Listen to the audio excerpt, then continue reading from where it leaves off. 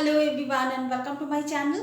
এখন আমি অযোগ্য সিনেমার যে গান এসেছে সেটা হচ্ছে আমি অযোগ্য, যেটা রকিং ভার্সন, যেটা রূপম ইসলাম গেয়েছেন। সেই গানটা আমার কেমন লাগলো সেটা নিয়ে কথা বলবো। যদিও গানটা কেমন লাগলো সেইটা নিয়ে কথা বলার আগে আমি বলে দিই যে বুমেরাং এবং অযোগ্য একই সঙ্গে আসছে।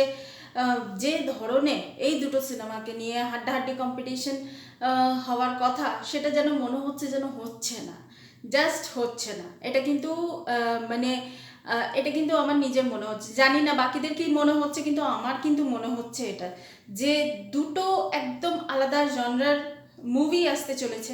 তো সেটা নিয়ে মানে সেরকম ধরনের কোথায় লেখালেখি হচ্ছে, কোথায় কি হচ্ছে। ঠিক আছে, অযোগ্য একটু এগিয়েই থাকবে, যে কারণ 50তম সিনেমা ঋতুপর্ণা সেনগুপ্ত এবং প্রসেনজিৎ স্যারের। 50তম সিনেমা হচ্ছে, কৌশিক গাঙ্গুলি পরিচালনা। এখানে মানে প্লট লেভেলে হয়তো কিছু টুইস্ট থাকবে।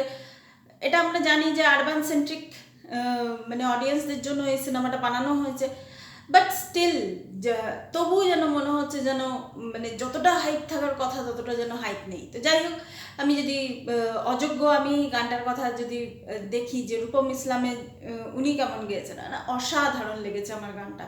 গানটা এত সুন্দর লেগেছে, মানে রূপম ইসলাম, অনুপম এবং প্রসেনজিৎ স্যারকে যেভাবে এখানে দেখানো হয়েছে আমার তো ভীষণ ভালো লেগেছে। যে এই যে অযোগ্য আমি, এই এই কথাটার মানেটা কি?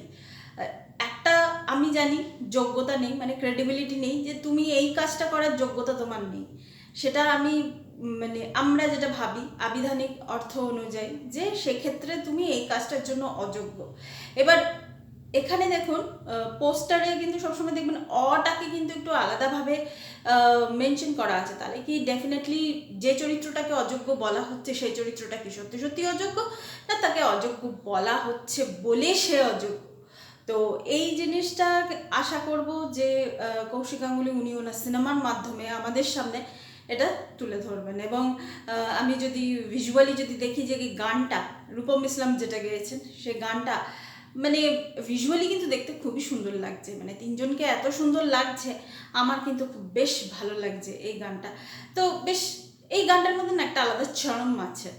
তো এটাই ছিল আমার রিয়াকশন এই গানটাকে নিয়ে। আশা করব এই দুটো সিনেমাই, বুমেরাং এবং অযোগ্য, এই দুটো সিনেমাই ভালো ব্যবসা করবে। হোপ সো, ফিঙ্গার ক্রস করে তো আছি। কারণ তার পরপরই অথই চলে আসবে, আরও সব সিনেমা আসছে। তো সেই সেই হিসাবে মানে দেখতে গেলে মানে আমি তো সবসময় চাইবো না যে এই দুটো সিনেমা বেরোচ্ছে, এই দুটো সিনেমা যেন ভালো ব্যবসা করে। তো দেখা যাক কি হয়। Thank you so much, that's all. Please keep watching and please subscribe my channel. Till then, good by.